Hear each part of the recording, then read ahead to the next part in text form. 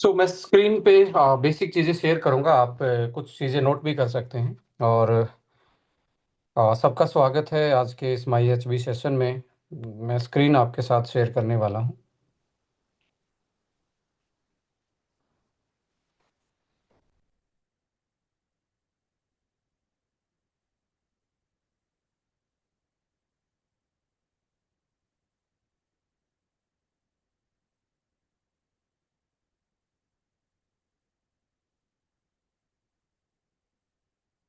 I think all set, yes.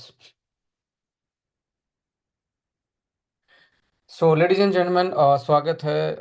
हम बात करें fundamentals and the basics of the nutrition. Basics of nutrition. Nutrition का simple मतलब है कि हमारी जो डेली लाइफ का जो एनर्जी और जो रिकवरी हमें चाहिए, वो फूड के रूप में हमें अलग अलग इंग्रेडिएंट के रूप में मिले तो हम daily high energetic, high Vitality power and healthy and long life हम जी सकते हैं। ये सारी चीज़ें न्यूट्रिशन पे डिपेंड करती हैं। बट आज के टाइम पे क्या खाएं क्या नहीं खाएं कितना खाएं, सब कहीं ना कहीं किसी से भी पूछ के देखिए, एक छोटी सी बात न्यूट्रिशन के बारे में हर कोई कुछ ना कुछ ज़रूर बता के जाएगा। ये खाने से ये हो जाएगा, वो खाने से ये हो जाएगा। हर किसी के पास कुछ ना कुछ इन्फॉर्मेशन है और हर कोई अपनी अपनी एक्सपीरियंस को आपके सामने रख के चला जाता है। उसको भी नहीं मालूम होता क्या राइट है और क्या रॉन्ग है और क्या उसके लिए सही है।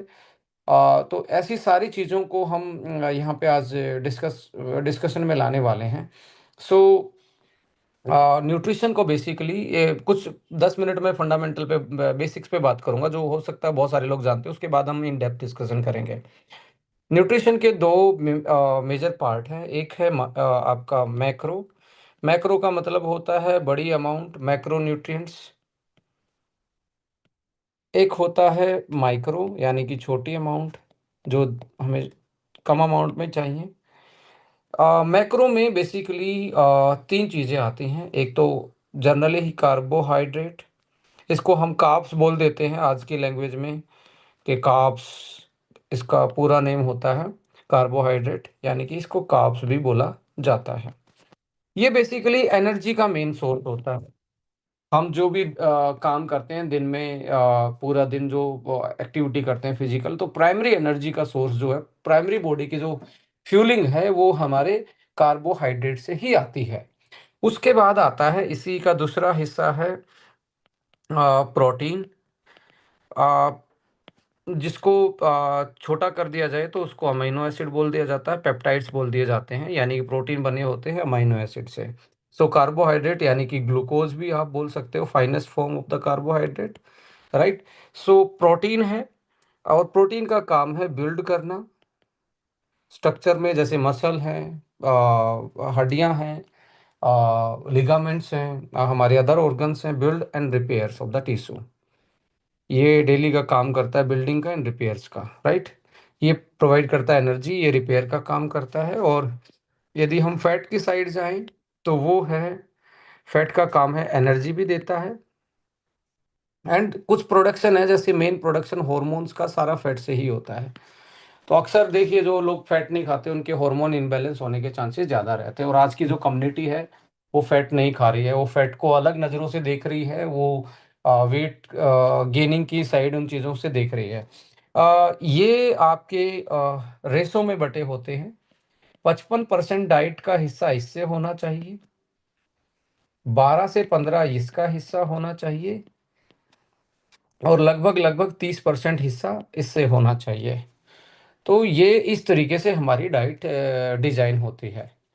सो वॉइस मेरी क्लियर है? मुझे समझ कर सकते हैं?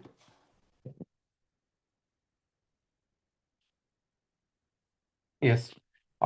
सो हमारा जो ये तीन मेजर पोर्शन हैं डाइट के, और जो हमें अलग एक्स्ट्रा अमाउंट में चाहिए, जिसमें सबसे बड़ा पार्ट होता है कार्बोहाइड्रेट का, फिर आपका प्रोटीन एंड आपका फैट। इस तरीके से हमारी रेशो बटी होती है कितना पोर्शन में खाना चाहिए। अब लेडीज एंड जेंटलमैन, आपके पास कोई तराजू नहीं है, आपके पास कोई एक्सपीरियंस नहीं है, आपने साइंस नहीं पढ़ा, तो आप इसको डिफाइन ही नहीं कर सकते कि किस में 55% कार्बोहाइड्रेट होगा, किस में प्रोटीन इतना होगा, किस में आपने फैट इतना होगा। तो अल्टीमेटली यहाँ पे चैलेंज आता है। दूसरा है आपका हिस्सा माइक्रो न्यूट्रिएंट्स का। यदि इसको एक्सप्लेन करें तो मैं फिर जो अभी तक तो जनरल बातें कर रहा, पर इन डेप्थ बात करेंगे। माइक्रो यानी कि जो कम अमाउंट में चाहिए, बट वो बहुत इंपॉर्टेंट है। जैसे आप घर का निर्माण करते हो, तो से हो सकता है कि आपने जो कंक्रीट एंड सीमेंट है वो कम चाहिए एज कंपेयर टू जो उसमें ब्रिक्स लगाई, ईंटें लगाई हैं, जो ब्लॉक्स लगाए हैं, वो कम चाहिए, वो ज़्यादा चाहिए। तो बट स्टेबिलिटी कौन देगा? जो सीमेंट लगा रहे हैं हम उनके बीच में। तो ऐसे ही माइक्रो न्यूट्रिएंट्स जो होते हैं वो बेसिकली बटे होते हैं वाइटामिन्स। वाइटामिन्स बॉडी के फंक्शन को रेगुलेट करने का काम करता है। कोई ना कोई फंक्शन में ये रेगुलेटर का काम करते हैं। बॉडी फंक्शन को ये रेगुलेट करते हैं, यानी कि कोई भी फंक्शन को रेगुलेट कर, जैसे विटामिन ए है, आंखों की रोशनी को, विजन के फंक्शन को रेगुलेट करता है। विटामिन डी है, हड्डियों को मजबूत करने का या हार्मोन को या इम्यूनिटी को बूस्ट करने का काम करता है, या डिस्कस भी करेंगे। मिनरल्स हैं जो हमारे हमारे को सपोर्ट करते हैं ग्रोथ में, बॉडी की ग्रोथ में एंड डेवलपमेंट में। यानी कि जैसे आयरन है तो उससे क्या बना है? उससे ब्लड बना है, हीमोग्लोबिन बना है। तो जिंक है, मैग्नीशियम है, कैल्शियम है। इसके बाद आता है वाटर। Sorry, really sorry. उसके बाद आता है वाटर, पानी, जो हमारी बॉडी में हाइड्रेशन एंड बॉडी के टेम्परेचर और इन सारे प्रेशर को मेंटेन करने का काम करता है। ये बेसिकली फूड डाइट के हिस्से हैं, न्यूट्रिशन के हिस्से हैं। लेडीज एंड जेंटलमैन, अब कार्बोहाइड्रेट को समझते हैं। कार्ब, दो टाइप की बातें इसमें लोग करते हैं। एक गुड कार्ब होते हैं, एक होते हैं बैड कार्ब्स। एक बैड कार्ब्स होते हैं। गुड कार्ब्स का मतलब क्या है? गुड और बैड का मतलब क्या है? देखिए, गुड और बैड में कोई ज्यादा फर्क नहीं होता। गुड का मतलब है कि आप जब किसी चीज को खाते हैं वो कितनी देर में, कितने स्लो स्लो तरीके से डाइजेस्ट होगा और स्लो स्लो से एनर्जी रिलीज करेगा, जिसको हम कॉम्प्लेक्स बोलते हैं, कॉम्प्लेक्स कार्ब। जैसे आप ओट खाते हो, ओट मील खाते हो, होल ग्रेन, मल्टीग्रेन, आटे की चपाती खाते हो, दलिया खाते हो, खिचड़ी खाते हो, फ्रूट्स खाते हो, सब्जियां खाते हो, ये गुड सोर्स ऑफ क्या है? कार्ब्स के हैं, जो कि धीरे धीरे धीरे डाइजेस्ट होंगे और धीरे धीरे। अब गुड इसलिए माना जाता है, आपने जब कोई भी ये गुड कार्ब खाया, जब आपने खाया तो ये डाइजेस्ट हुआ।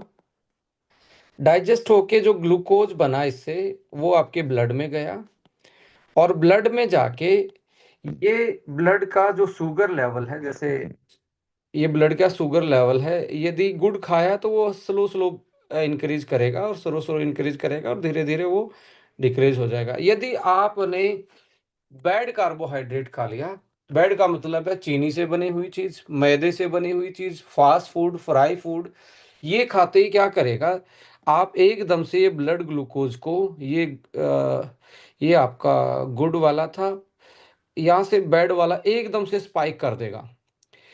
यानी कि ये बैड कार्ब था, ये एकदम से स्पाइक कर देगा खून में, ब्लड को मतलब ब्लड में कार्बोहाइड्रेट को एकदम से बढ़ा देगा। एकदम से बढ़ाते क्या होगा कि इसको डाइजेस्ट करने के लिए आपका पेनक्रियाज एकदम से इंसुलिन बनाएगा। अब पेनक्रियाज एकदम से इंसुलिन बनाएगा, और जैसे इंसुलिन बनेगा तो आपकी बॉडी में कार्ब का यूटिलाइजेशन स्टार्ट हो जाएगा। कुछ कार्ब फैट में चेंज हो जाएगा, क्योंकि बॉडी को उस टाइम इतनी रिक्वायरमेंट ही नहीं थी, एकदम से बढ़ा दिया। इंसुलिन एक्स्ट्रा रिलीज होगा, जैसे इंसुलिन एक्स्ट्रा वो होगा, पैंक्रियाज पे भी वर्कलोड बढ़ेगा। दूसरा, ये जितना यूज करना था बॉडी ने यूज करना था, और इसको कुछ ये फैट में कन्वर्ट हो जाएगा, फैट में कन्वर्ट होगा तब नीचे चला जाएगा। कुछ इसका कन्वर्टेड फैट बन जाएगा, कुछ एनर्जी में कन्वर्ट हो जाएगा, तो ये भी फिर नीचे आएगा। जैसे ही नीचे आएगा आपको फिर से भूख लगेगी। ये क्या था, ये लॉन्ग टर्म चल रहा था तो आपको भूख नहीं लगने दे रहा था। ये नीचे आते ही फिर आप कुछ खाओगे, फिर पेनक्रियाज। तो बैड कार्ब आपको क्रेविंग देते हैं। और आप देखिए, दुनिया में सबसे बड़ी एडिक्शन जो है और किसी भी ड्रग से भी ज्यादा किसी भी चीज की एडिक्शन है, वो मीठे की एडिक्शन है। मीठा, जैसे अब कोई मीठी चाय पीता है तो सुबह मीठी चाय नहीं मिली तो सिर में दर्द होना स्टार्ट हो जाएगा, बिकॉज उसका जो एडिक्शन है, कार्ब की क्रेविंग है। सबसे बड़ा दुनिया का इंसानों में सबसे बड़ी क्रेविंग इसी से ही है, कार्ब से ही, और किसी चीज से नहीं है। उसके बाद दूसरी ड्रग्स आती हैं। तो अल्टीमेटली जिनको बार बार भूख लगती है, जो कहते हैं जी मुझे तो इतनी ज्यादा भूख लगती है और बार बार खाने का मन करता है, ये सीधा इंडिकेशन है कि आप बैड कार्ब्स खा रहे हैं, जो एकदम से ब्लड शुगर को बढ़ाते हैं, फिर नीचे आता है। अब ये जो एक्स्ट्रा बढ़ा था वो फैट में कन्वर्ट होके बॉडी में जमा होगा। अब बॉडी में जमा होगा तो आपका वेट गेन होना स्टार्ट हो जाएगा। वेट गेन होने के साथ साथ इंसुलिन जब बढ़ा हुआ है तो ऑक्सीडेटिव स्टेट, ये जब ये दूसरे इसमें कन्वर्ट होता तो फ्री रेडिकल ज़्यादा बनते हैं, तो आपकी बॉडी में कोलेट्रल डैमेज और इन्फ्लामेशन बढ़ता है बेड वाले कार्ब से। तो अल्टीमेटली बेड वाला कार्ब्स खा खा के आपका ऑलमोस्ट एडिक्शन हो गया है, क्रेविंग होना स्टार्ट हो गया है। और इसको बंद करने के लिए सबसे बेस्ट फॉर्मूला होता है, आप ब्रेकफास्ट में ज्यादा प्रोटीन लें, प्रोटीन ज्यादा बढ़ा दें, जिससे कि प्रोटीन धीरे धीरे रिलीज होकर आपके एनर्जी बैलेंस को सही रखेगा और आपको बार बार में क्रेविंग नहीं लगने देगा। जिन आदमियों में बार बार खाने की आदत है, वो मान के चले उनकी बॉडी में प्रोटीन की कमी है, इसलिए वो बार बार में डिमांड कर रहे हैं, बार बार में क्रेविंग हो रही है मीठे की। तो आ, ऐसे लोगों में जब आपके साथ कोई क्लाइंट मिलता है तो जो बार बार में जो मोटे हैं उनसे आप काउंसलिंग करें, पूछे कि आपको बार बार खाने की है, तो always recommend high protein and high fibre. High fibre क्या करेगा, अब जब ये गुड फैट जो गुड कार्ब जो है, ये इसमें फाइबर होता है, इसमें फाइबर होता है। अब और इसमें फाइबर, चीनी में कोई फाइबर नहीं है। फ्राई होने के बाद जो फाइबर था वो भी खत्म हो गया है, यानी कि हाई हीट टेम्परेचर ने उसको फाइबर को खत्म कर दिया है। उसके साथ साथ जो फाइबर है, मैं आपको फाइबर किसका पार्ट है, फाइबर कार्ब का पार्ट है। अब नॉन वेज में कोई फाइबर नहीं होता। मैक्सिमम लोग जब प्रोटीन नॉन वेज खाते थे पहले के लोग, हमेशा सब्जियों के साथ, सैलेड के साथ, ऐसे कुलिनरी जो हमारी हैबिट्स थी वो इसके साथ ली जाती थी, जस्ट बिकॉज जो हीम आयन प्रोटीन होता है वो इन्फ्लामेशन बढ़ाएगा नॉन वेज के खाते टाइम। तो उसमें लोग हमेशा ही ये कोशिश करते थे कि कोई सब्जी, सैलेड, ग्रीन वेजिटेबल उसके साथ उसको खाया जाए। बट आज के टाइम पे लोगों ने इसको अलग तरीके से देखना स्टार्ट कर दिया। सो फाइबर जो है वो ये मैं कहता हूं कि ये एक ऐसा हीरो है आपको, जो लंबी आयु, अच्छी इम्यूनिटी, अच्छी हार्ट की हेल्थ दे सकता है। क्योंकि आ, जो फाइबर है वो आपके ब्लड ग्लूकोज को, ब्लड शुगर को लेवल को मेंटेन करता है। कैसे करता है, ये सिंपल कार्ब्स को बाउंड कर लेता है, जोड़ लेता है, जल्दी से ब्लड में एकदम से जाने नहीं देता, जिससे ब्लड ग्लूकोज एकदम से नहीं बढ़ता। तो डायबिटीज पीपल के लिए तो दिन में 50 ग्राम कार्ब यदि वो खा ले, फाइबर खा ले, तो उनका डायबिटीज कंट्रोल होना स्टार्ट हो जाएगा। मैक्सिमम डायबिटिक पीपल फाइबर नहीं खाते हैं। फाइबर डायबिटिक पीपल के लिए सबसे अच्छा फाइबर क्या है, सैलेड है। सैलेड जितना भी मर्जी खाएं, तीनों टाइम उनको सैलेड के लिए रिकमेंड करें। पूरा का पूरा होल ग्रेन, मल्टीग्रेन चीज़ों की तरफ उनको डाइट में काउंसलिंग करें कि कोई भी खाने से पहले आपने फाइबर खाना ही है, जिससे ग्लूकोज धीरे धीरे रिलीज होगा, ब्लड ग्लूकोज एकदम से नहीं बढ़ेगा।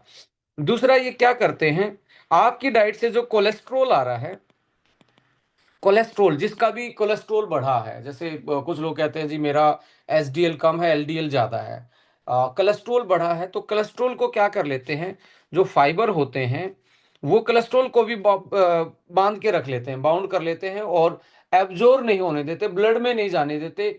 आप फ्रेश होते हो तो बाहर निकाल देते हैं फाइबर उसको, यानी कि कोलेस्ट्रॉल को एक तरीके से, डाइटरी कोलेस्ट्रॉल को बाउंड करके बाहर निकाल देते हैं बॉडी में, अंदर ब्लड के थ्रू नहीं जाने देते।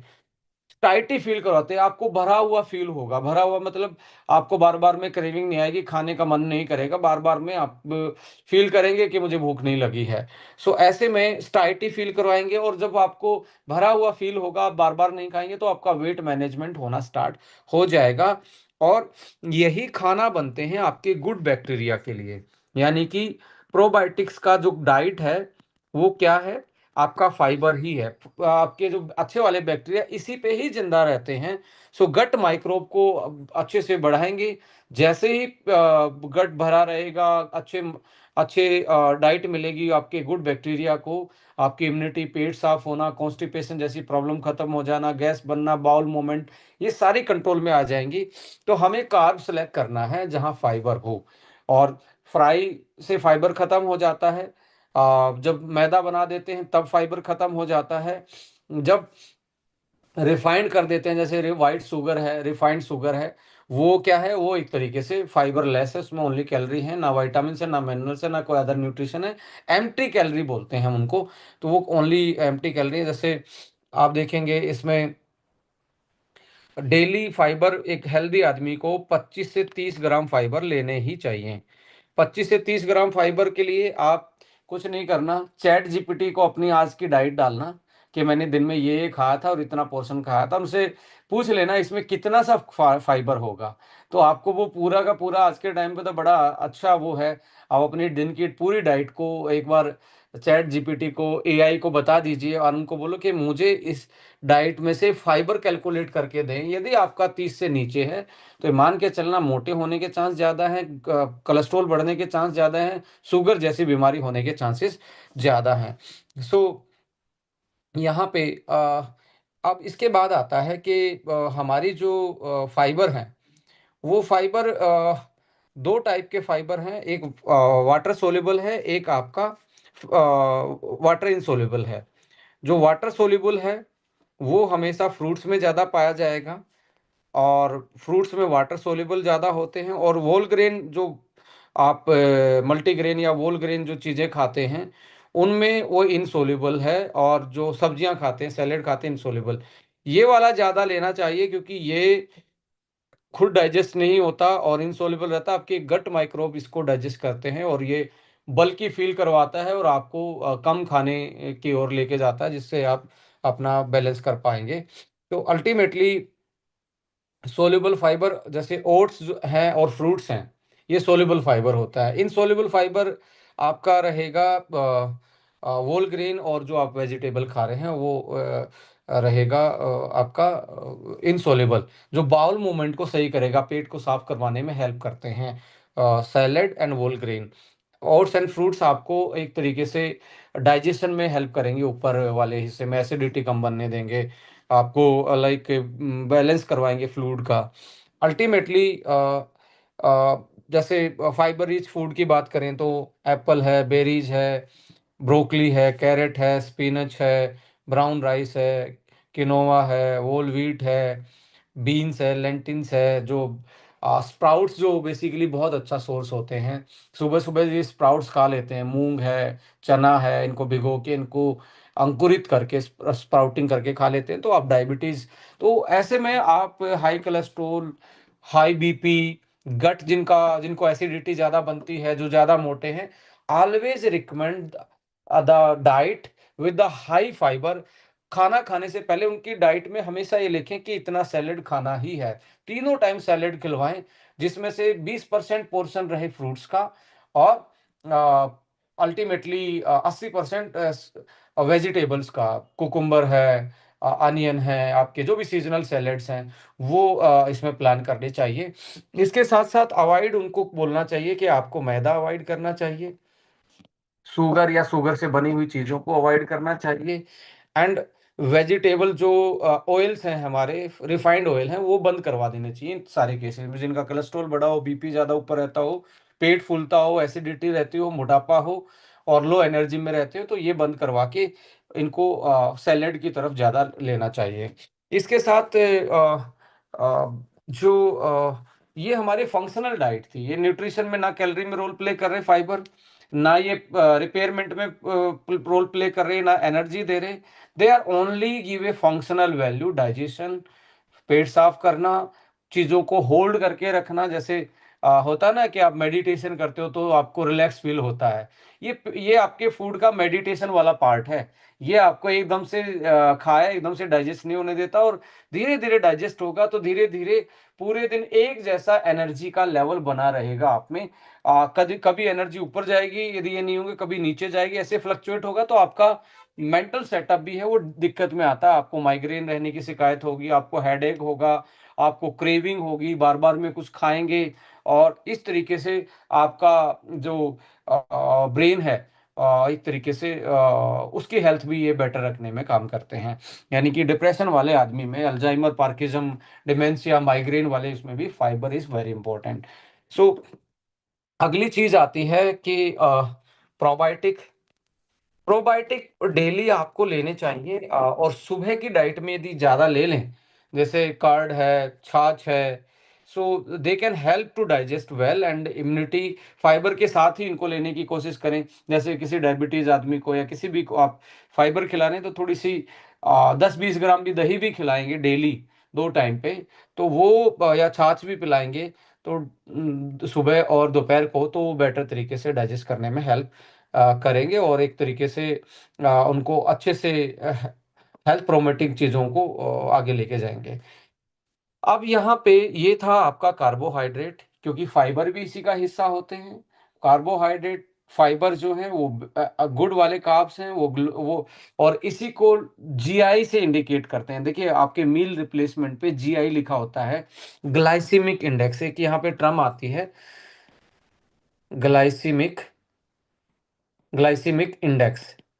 इसका सिंपल मतलब है, और आपको लिखा मिलेगा जितने भी वेट मैनेजमेंट वाले फॉर्मूला देखेंगे, मील रिप्लेसमेंट देखेंगे, लो जीआई फॉर्मूला लिखा दिखेगा।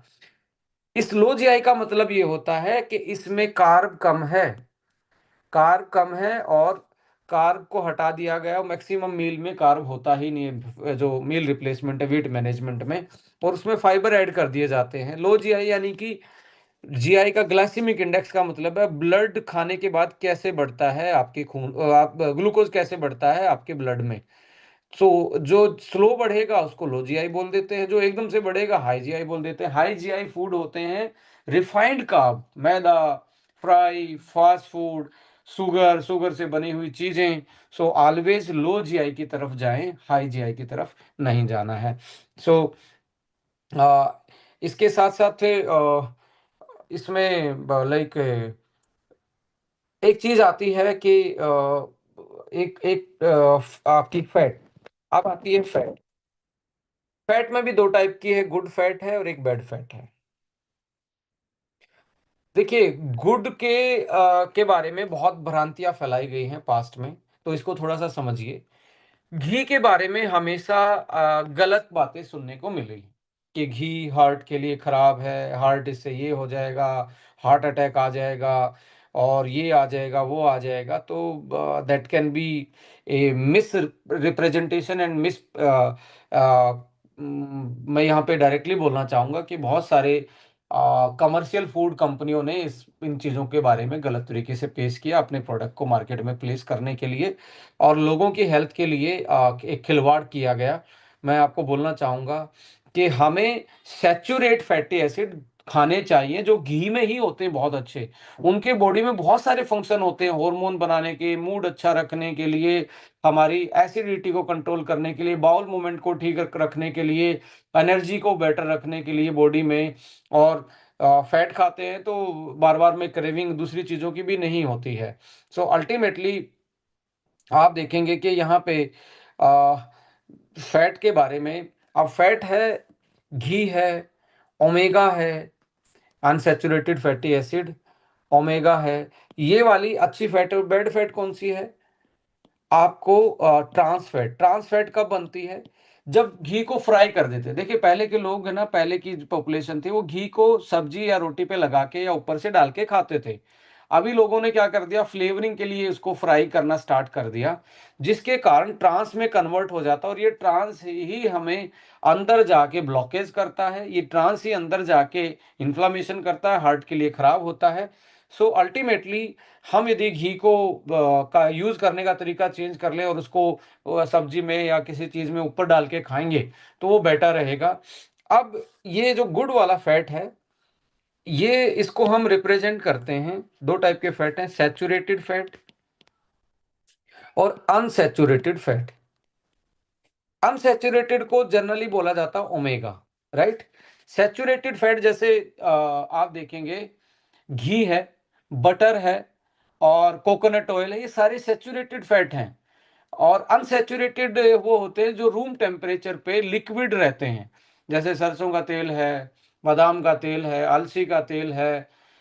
तो वो क्या होंगे, वो अनसैचुरेटेड उसमें ज़्यादा होंगे। इन दोनों का बैलेंस चाहिए, अकेला एक ये नहीं है कि बादाम बादाम खाने चाहिए, घी भी खा लेना चाहिए, कोकोनट ऑयल को भी यूज़ कर लें। तो इस तरीके से इसको कॉम्बिनेशन में खाना चाहिए। ओमेगा 2 टाइप का होता है, एक मोनो मूफा बोलते हैं, मोनो अनसैचुरेटेड फैटी एसिड, और एक होता है PUFA. Ladies and gentleman, MUFA body खुद बना लेती है, यानी कि इसको बोलते हैं ओमेगा 9। ओलिक एसिड नाम का ओमेगा होता है जो बॉडी खुद बना लेती है, इसको बाहर से लेने की जरूरत नहीं होती, ये बॉडी खुद भी बना लेती है। अब यहाँ पे आता है प्यूफा, एक होता है ओमेगा 6, एक होता है omega 3। Ladies and gentleman, omega 6 plant से आता है, ये प्लांट से आता है, जो जो जैसे आपका फ्लैक्सीड ऑयल हम बोलते हैं, अलसी का तेल बोलते हैं, उसमें एएलए होता है, दैट इज ओमेगा 6। और अखरोट में, बादाम में जैसे अरेकिडोनिक एसिड होता है, ये होते हैं ओमेगा 6। ये बॉडी में जाके ओमेगा 3 बना ले, ये अंदर जाके कन्वर्ट हो जाते हैं ओमेगा 3 में। और ये पाए जाते हैं एनिमल में, ओमेगा 3 पाया जाता है एनिमल, जैसे फिश ऑयल है, krill है, ये आप ये एनिमल में मिलेंगे आपको ओमेगा 3। बॉडी इनको डायरेक्टली यूज कर लेती है, जैसे इसलिए फिश ऑयल या krill ऑयल जो है वो बेस्ट ओमेगा फॉर्म माना जाता है, बिकॉज बॉडी इसी चीज को लास्ट इसी में कन्वर्ट करती है। बट बॉडी इनको खुद नहीं बना सकती, खुद नहीं बना सकती, तो इसको डाइट में लेना पड़ता है। आप प्लांट से लेंगे, जो आप वेजिटेरियन है तो बादाम है, अखरोट है, अलसी है, कोकोनट है, ये इनमें से आपको एएलए और अरेकिडोनिक नाम के वो मिल जाएंगे, ये जाके कन्वर्ट हो जाएंगे ओमेगा 3 में, अंदर बॉडी अपने आप कन्वर्ट कर लेती है। सो आप किसी भी वे में इसको खा सकते हैं। इसको जैसे ओमेगा 3 को हम जनरली इनके नाम बोले जाते हैं, EPA, DHA डोकोसा हेक्सानोइक acid, इकोसा pentanoic acid, और एक होता है एएलए अल्फा लिनोलेनिक एसिड। तो ये क्या है कि ओमेगा 3 के सोर्स हैं, और ये ब्रेन के लिए, बॉडी के इन्फ्लामेशन को कम करना, डिप्रेशन जैसी चीज़ों को वो करना। तो जितने भी लोग आपको मिलते हैं जो ब्रेन से, डिप्रेशन से रिलेटेड है, जिनकी ब्रेन की हेल्थ सही नहीं है, उनको हमेशा ओमेगा रिच डाइट रिकमेंड करनी चाहिए। उनको डाइट में हमेशा प्लान करें कि वो फ्लैक्सीड ऑयल है, भीगे हुए बादाम है, अखरोट है, मूंगफली है, कोकोनट है, ऑलिव ऑयल है, बट फ्राई करके नहीं, सिंपली रो में कोल्ड प्रेस में ही इनको लेंगे तो बेनिफिशियल रहेंगे। सो इसके साथ साथ जैसे फ्लैक्स का सप्लीमेंटेशन में भी आप जा सकते हैं, ये या क्रिल में भी या फिश ऑयल में भी जा सकते हैं। सो इस केस में आप इस डाइट पे ज़्यादा फोकस करवाना चाहिए, ब्रेन का कोई भी चीज़ आती है तो इस पे आपने फोकस करवाना चाहिए। So ultimately flax seed, chia seed, walnut and Salomon, fish, fatty fish, और ये सारी चीज़ें ओमेगा के सोर्स हैं। सो लेडीज एंड जेंटलमैन, आप देखेंगे ओमेगा 3 और ओमेगा 6 प्लांट से, और ओमेगा 3 आपका आता है एनिमल से बेसिकली। ओनली एएलए जो है वो फ्लैक्सीड से आएगा, वो ओमेगा 3 की कैटेगरी में ही आता है। अकेला ओमेगा 3 ऐसा है जो प्लांट से मिलता है, that is from the flaxseed oil, जो अलसी है उससे मिलता है। तो इस तरीके से आप इनको प्लान कर सकते हैं। थोड़ा बहुत लाइक वॉलनट से भी वो थोड़ी मात्रा में होता है। So ultimately linolenic acid and arachidonic, ये आपके ओमेगा 6 वाले होते हैं। ये एक अलग अलग रेस में 6 ज़्यादा खाना होता है, 3 कम खाना होता है। इनकी रेशो 4:1 होती है, क्योंकि ये इसी में जाके कन्वर्ट होगा। ये 4 गुना खाना पड़ेगा तब इतना मिलेगा, बॉडी इसको इतना कन्वर्ट कर पाती है। 6 वर्सेस 3 की रेशो है। तो अल्टीमेटली ये हार्ट हेल्थ, इन्फ्लामेशन, इंसुलिन की सेंसिटिविटी, ये सारी चीज़ें हेल्प करता है ओमेगा। और इसके बाद एक होता है कि हमारी जो डाइट है, आजकल बड़ा चल रहा है super food, super food, super food. Super food क्या होता है? Super food is nothing. Super food आपके लिए वही सुपर फूड है जो आपके 200 किलोमीटर के सराउंडिंग में होता है। जहां आप रहते हैं उसके 200 किलोमीटर में पाया जाने वाला जो उगता है, वही आपका सुपर फूड है। रीजन क्या है? हम कैसे इवोल्व हुए हैं, इवोल्यूशन देखेंगे। इवोल्यूशन का मतलब है लगातार चलती है पीढ़ी दर पीढ़ी हमने क्या खाया है। इवोल्यूशन हिस्ट्री क्या कहती है? हमने एक हमारे से पहले वाले के ना तो हवाई जहाज था, ना मोटर बाइक थी। साइकिल था सर, वो 10 किलोमीटर 15 किलोमीटर चला के, उस साइकिल से पहले वो भी नहीं था। तो वो उसी एरिया में रहते थे, वही खाना खाते थे। तो देखिए, ना तो उनको डॉक्टर की जरूरत थी, ना उनको बड़े हॉस्पिटल की जरूरत थी, ना उनको कोई स्पेशलाइजेशन की जरूरत थी। और वो ऐसी चीजें जानते थे जो आज डॉक्टर नहीं जानता पढ़ लिखने के बाद भी। इवोल्यूशन हिस्ट्री ये कहती है कि इंसानों ने एक एरिया में रह के लगातार पीढ़ी दर पीढ़ी एक टाइप का खाना खाया, तो जीन, जो आपके अंदर के जीन है, वो उसी खाने को पहचानते हैं। तो लोग मेरे से बहुत बार बात करते हैं कि सर सुपर फूड क्या है, डाइट, बेस्ट डाइट क्या है? मैं कहता हूं जिस जो आपकी दादी नानी पहचानती है, जिस फूड को दादी नानी ने खाया है, वही फूड आपके लिए सुपर है। इसके अलावा कोई भी सुपर नहीं है, क्योंकि आपके जीन उसको ही पहचानते हैं और वो जीन के लिए हेल्दी होता है। दूसरा है ट्रेडिशनल फूड जो है ना, वो सुपर फूड माने जाते हैं, जो आपके ट्रेडिशनली मौसम दर मौसम आप पहले खाते थे, हर मौसम में अलग बदल लेते थे, क्योंकि उनका न्यूट्रिशनल प्रोफाइल जो था, जो फैट, कार्बोहाइड्रेट, मिनरल्स, फाइबर, ये बैलेंस था उस मौसम के अनुसार, उस एरिया के अनुसार। और उनमें वहाँ के बैक्टीरिया, वायरस जो आपको, क्योंकि वो धरती में भी पाए जाते हैं जो आपकी बॉडी में जाते हैं, तो उस फूड ने तालमेल बनाया हुआ धरती में उस एरिया में पाए जाने वाले बैक्टीरिया से। अब आपने सपोज करो अमेरिका का फूड खा लिया, आपने आसाम वाले ने मुंबई वाले का खा लिया, तो डाइजेशन तो हो जाएगा, फैट प्रोटीन तो मिल जाएंगे, पर जो उसमें पाए जाने वाले छोटे छोटे माइक्रो ऑर्गेनिज्म है, जो बैक्टीरिया जो आ रहे हैं, फंगस जो आ रही है मिट्टी से, क्योंकि फूड तो मिट्टी में पैदा हुआ है, वो उसके साथ आपकी बॉडी अभी ट्रेन नहीं है, उसके उसको एकदम से बाहर का बैक्टीरिया वायरस मानेगी। अब आप उसी मिट्टी में खेले हैं, वही बैक्टीरिया आपके अंदर, आपका इम्यून सिस्टम उनसे लड़ लड़ के ट्रेन हो चुका है उनसे लड़ने के लिए, तो वो आपस में दोनों ने शांति समझौता कर रखा है कि वो उसको डाइजेशन करने में हेल्प करते हैं, हेल्दी हो गए, उसके दोस्त बन गए हैं। अब बाहर का फूड खाएंगे तो वो दोस्त नहीं बने हैं अभी तक, वो आपस में एक दूसरे से रिएक्ट करेंगे, तो पेट खराब होना। तो ये सारी चीजें क्या है ना, ये हमारे पूर्वज जानते थे और वो इसलिए हेल्दी थे।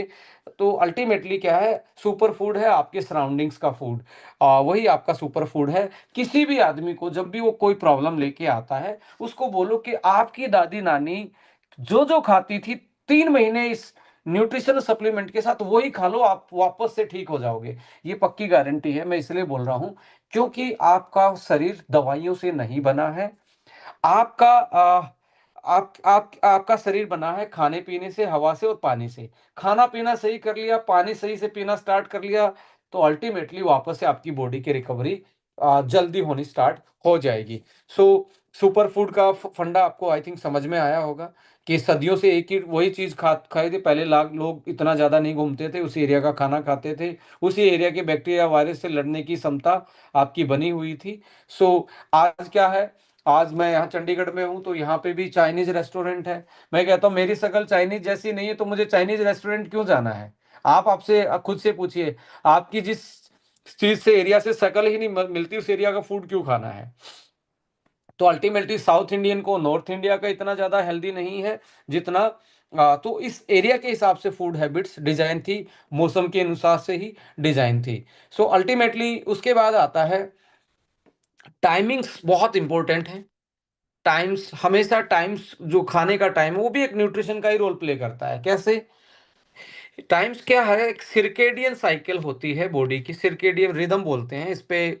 2017 में नोबेल प्राइज भी मिला साइंटिस्ट को इसके बारे में बताने के लिए। ईटिंग जो हमारी बॉडी का नेचुरल क्लॉक है, हमारी बॉडी का एक नेचुरल क्लॉक होता है। नेचुरल क्लॉक का मतलब वो अंदर टिक टिक चलता रहता है। वो बाहर की धूप देख के बता देता है कितना टाइम होगा, शाम हुई है, सुबह हुई है, दोपहर हुई है, रात। इवन अंधेरे को देख के बता देता है आधी रात है, 2 बजे हैं, 4 बजे हैं, वो सेंस कर लेता है। इंटरनल क्लॉक वो क्या है, वो हमारे इस तरीके से ही हमारे बड़े पहले की जनरेशन ने खाया कि शाम के 6 बजे तक खा लेते थे। तो वो रिदम सेट है उस क्लॉक की कि किस टाइम क्या बनाना बॉडी में, डाइजेशन वाली चीजें किस टाइम बनानी है, डाइजेशन वाली कम किस टाइम बनानी है।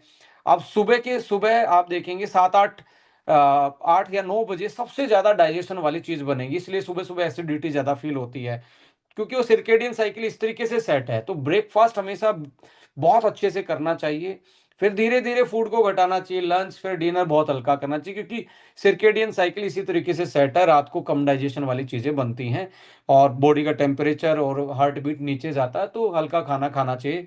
और 6 बजे 7 बजे ही खा लेना चाहिए, क्योंकि इसी से बेटर डाइजेशन होगा, सर्केडियन साइकिल सही रहेगी, इंसुलिन की सेंसिटिविटी भी इसी के अकॉर्डिंग आपकी सेट है। तो जिस किसी भी डायबिटिक आदमी को 6 बजे या 7 बजे लास्ट खाना खा लेना चाहिए, और आप यदि किसी के साथ डील कर रहे हो तो उसको ये जरूर गाइड करना है। वेट मैनेजमेंट में हेल्प करता है, क्योंकि लेट नाइट जो आप खाना खा रहे हैं या स्किप कर रहे हो, वो आपकी रिदम को ब्रेक कर रहा है, वो आपको आपकी बॉडी को समझने की, तो इसलिए कहते हैं मैं ब्रेकफास्ट स्किप कर देता हूँ, मैं ये स्किप कर देता हूँ। स्किप ही करना है तो लेट डिनर स्किप करना है, ब्रेकफास्ट स्किप करने की कोई जरूरत नहीं है। ब्रेकफास्ट स्किप कभी नहीं करना, क्योंकि उसी टाइम आपकी एनर्जी बहुत ज्यादा होती है डाइजेशन की, वही कर दिया तो अच्छे से डाइजेस्ट करने की पावर सुबह ही थी, वो आपने स्किप कर दिया, शाम को थी नहीं, आप लेट आके खा रहे हो, क्रेविंग कर रहे हो। तो रिदम को नहीं तोड़ना है, रिदम को बना के रखना है। स्किप करना है तो लेट डिनर ही करना है। और रात को 6 7 8 बजे मैक्सिमम 7 8 बजे खाने के से क्या होगा, न्यूट्रिएंट्स अच्छे से अब्जॉर्व होंगे, इंसुलिन की सेंसिटिविटी सही रहेगी, वेट मैनेज रहेगा, कार्डियक साइकिल सही रहेगी, हार्ट बीट सही रहेगी, लीवर इंफ्लामेटरी रहेगा, बहुत सारे बेनिफिट हैं, और आप हेल्दी एजिंग की तरफ जाएंगे। लेडीज एंड जेंटलमैन, देखिए, according to my knowledge India में तो ये डाइट हमारी धर्म के अनुसार भी तय की गई है, बट आप पहले के पूरे वर्ल्ड के एरिया को घूम के देखेंगे, जहाँ पे सबसे ज्यादा मीट ईटर थे, वहाँ उनके बॉडी फ्रेम बहुत स्ट्रोंग थे, बहुत चौड़े चौड़े आदमी हैं। आप मिडल ईस्ट में देखेंगे मैक्सिमम नॉन वेज खाया जाता है। आप मिडल ईस्ट आजकल तो वो लड़ाइयों के कारण जाना जा रहा है, बट वहां पे कद काठी आप देखेंगे वो बहुत लंबे चौड़े तगड़े हैं, जस्ट बिकॉज ऑफ वो उन्होंने वो वोल एनिमल फूड खाया पहले। सॉरी, होल एनिमल का मतलब था कि वो हड्डियां भी, ऑर्गन भी पूरे उसको खाते थे। वो आज के टाइम पे जैसे लोग क्या करते हैं, नॉन वेज को भी गलत तरीके से खा रहे हैं। गलत तरीके से क्या, कोई कह रहा है लेग पीस ही खाऊंगा, अरे बॉडी में लेग लेग ही थोड़ा ना है। यदि आपने खाना ही नॉन वेज है तो पूरा का पूरा खा के देखिए कि लीवर में अलग चीज इकट्ठी हुई है, हार्ट में अलग चीज इकट्ठी हुई है, हड्डियों में अलग चीज इकट्ठी हुई है। तो आई एम नॉट सेविंग कि आप सबको खाना चाहिए, आपने जो भी आप जिसका पालन करते हो, जो भी धार्मिक आपकी कल्चर है, बट उसके अकॉर्डिंग आप अपने आप को सेट करें। बट माई मीन टू से वोल फूड ही था, और पूरा का पूरा एनिमल का वो खाना अलग अलग, वो किसी एक पोर्शन को नहीं खाते थे, इसलिए वो उनका बिल्डअप बहुत स्ट्रोंग था पहले। सो मीट ऑन बोन था, ऑर्गन्स थे, फर्मेंटेड फूड था, लोग fresh unprocessed plant and animal products को इस तरीके से खाते थे। ये 4 टाइप की ही डाइटरी हैबिट्स थी पूरे वर्ल्ड में, तो इसलिए वो हेल्दी थे। सो रिफाइंड ऑयल आपके लिए बिल्कुल सही नहीं है, शुगर, रिफाइंड ऑयल। ये यदि माइग्रेन रहता है तो आप याद रखना, जिस आदमी को माइग्रेन है वो रिफाइंड ऑयल भी बंद कर देगा 1 महीने के लिए, तो आपका माइग्रेन खत्म हो जाएगा, माइग्रेन रिवर्स होगा, वापस से नॉर्मल हो जाएगा, माइग्रेन की प्रॉब्लम नहीं आएगी। मैक्सिमम 90% लोगों में जिनको माइग्रेन रहता है वो रिफाइंड ऑयल की वजह से रहता है, तो उनका रिफाइंड ऑयल बंद करवाइए, वो घी इस्तेमाल कर सकते हैं। सो रिफाइंड ऑयल में और क्या होगा कि अच्छे वाले जो फाइटोन्यूट्रिएंट्स थे वो बाहर निकल जाते हैं, और ओमेगा 6 ज़्यादा बढ़ जाता है उसमें। तो ओमेगा ज़्यादा 6 बढ़ेगा तो वो आपकी इन्फ्लामेशन कॉज भी करेगा और न्यूट्रिशन कम हो जाएगा। ऐसे में एक चीज़ और मैं आपको बताऊँगा, यहाँ पे आप अपने बच्चों को देखिए, बच्चों के लिए रोल मॉडल कौन है? हम हैं। उनकी हेल्थ भी सिक्योर कर सकते हैं इन चीज़ों को देख के कि हम अपना ट्रेडिशनल फूड खाना है, अनप्रोसेस्ड खाना है, नेचुरल खाना, उसी सीज़न का खाना है। नहीं तो वो बहुत ज़्यादा आज के टाइम पे सबसे ज़्यादा बच्चों पे ज़्यादा अटैक है, बहुत सारे कमर्शियल फूड्स का। So you are the role model model for the habits for the kids and healthy fat, unprocessed food और न्यूट्रिएंट डेंस फूड की तरफ आपको जाना चाहिए। फूड को एक मेडिसिन माना गया था और इसको पूजा जाता था। आज भी ये मेडिसिन है, यदि आप इसको बिना फ्राई, क्योंकि पिज़्ज़ा को देख के हाथ जोड़ने का मन नहीं करेगा। दाल खिचड़ी को ही, सिंपल फूड को ही लोग हाथ जोड़ के नमस्कार करके खाते थे। सो अल्टीमेटली क्या है कि हमें इनको समझना चाहिए कि हाई प्रोसेस होने के बाद मेडिसिन कम हो गया है, ऑलमोस्ट खत्म हो गया है, उसमें टॉक्सिन बढ़ गए हैं, ज़हर बढ़ गया है, उसको खाएँगे तो बॉडी और ज़्यादा वो डैमेज की तरफ जाएगी और हम अनहेल्दी फास्ट एजिंग की तरफ चले जाएँगे। आपको लगता है कि मैं यदि आपको यदि ऐसी वो लैंग्वेज यूज़ करूँ तो आप सरप्राइज़ ना होना, ये सच है कि आज जितने भी पैक्ड फूड आ रहे हैं, जो बच्चों को खिला रहे हैं और जो हम खुद ला के दूध में घोल के जो पी रहे हैं, जो कॉर्नफ्लेक्स ला रहा है, कोई कुछ ला रहा है, ये पैट वाले सब्सटेंस से बने हुए हैं। पैट वाले यानी कि डॉग फूड, कैट फूड, इनसे बनता है। जैसे अ, सोया है, कॉर्न है, हाइड्रोजनेटेड ऑयल यूज़ होते हैं इनको बनाने के लिए। इनको कुत्ते-बिल्लियों के लिए यूज़ होते थे, आज भी इंसानों के लिए, क्योंकि चीप है तो मार्केटाइज़ करना आसान है और आज मार्केट प्रॉफिट ओरिएंटेड चलती है, ना कि हेल्थ ओरिएंटेड चलती है। इस तरीके से हेल्दी जो स्टार्च अनहेल्दी स्टार्च है, वो बेसिकली चीप फूड बनाने में यूज़ हो रहा है, आर्टिफिशियल फ्लेवर यूज़ हो रहे हैं एंड ऐसी चीज़ें टेम्परेटिंग डाल देते हैं, आपको बार-बार में खाने का मन करेगा, बच्चों को आदत पड़ जाएगी उनकी। तो थोड़ा-सा इसको आप ज़रूर फ़ोकस करें। और फूड कंपैरिज़न क्या है कि हमें लाइक आज के टाइम पे हमारे हमारे लिए जो फूड है और जो पहले के आज का जो फूड है वो हमारे लिए नहीं है। हमें वापस से ही उस पे जाना चाहिए। और देखिए, पहले के लोग ये जानते थे किस फूड के साथ क्या मिलाना चाहिए बनाते टाइम। किसमें धनिया डालना है, किसमें अदरक डालना है, किसमें लहसुन डालना है, किस किस चीज़ को किस चीज़ के साथ प्रोसेस करना है, उन चीज़ों को वापस लाएँगे तो बेटर होगा। अभी वेट मैनेजमेंट करना है तो क्या करना चाहिए? ये जो मैक्रो वाला पोर्शन जो है ना, उसको फ़ोकस करना है। कार्ब को थोड़ा-सा कट कर देना है, 55% से इसको ले आए हैं 35% पे, और 35 में से ऑलमोस्ट 30% जो है गुड कार्ब्स वाला, फाइबर वाला होना चाहिए, फ्रूट्स, वेजिटेबल, व्होल ग्रेन्स। इसको कट कर देना है। प्रोटीन को बढ़ा देना है, जो 12 था इसको 25 पे लेके जाएँगे। अच्छा सोर्स क्या है आपका? स्प्राउट्स हैं, आपका ग्रीन प्रोटीन सप्लीमेंट्स आप यूज़ कर सकते हैं प्रोटीन बढ़ाने के लिए। नेचुरली बढ़ाएँगे तो आपको कार्ब भी लाना पड़ेगा। एग है जिसमें कार्ब कम है। आपका टोफू है जो सोयाबीन प्रोटीन आता है, जो टोफू के फॉर्म में।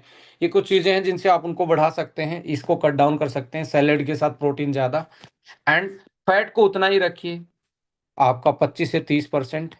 तो आप अपने आप की ये फैट, ये जितनी भी ये आपकी फैट को घटा देंगी, वेट को कम कर देंगी, ये वाली डाइट, राइट? यदि वेट बढ़ाना है, कुछ नहीं करना है, इसको 55 से 65 कर देना है, इसको वही 10 से और इसको वही 30, अपने आप बढ़ना स्टार्ट हो जाएगा। और मैक्सिमम लोग इसी पे ही चल रहे हैं आज के टाइम में, जिनका वेट बढ़ रहा है वो 70% कार्ब खा रहे हैं, 5 से 6% प्रोटीन आ रहा है और फैट भी खा रहे हैं तो 20% ही खा रहे हैं।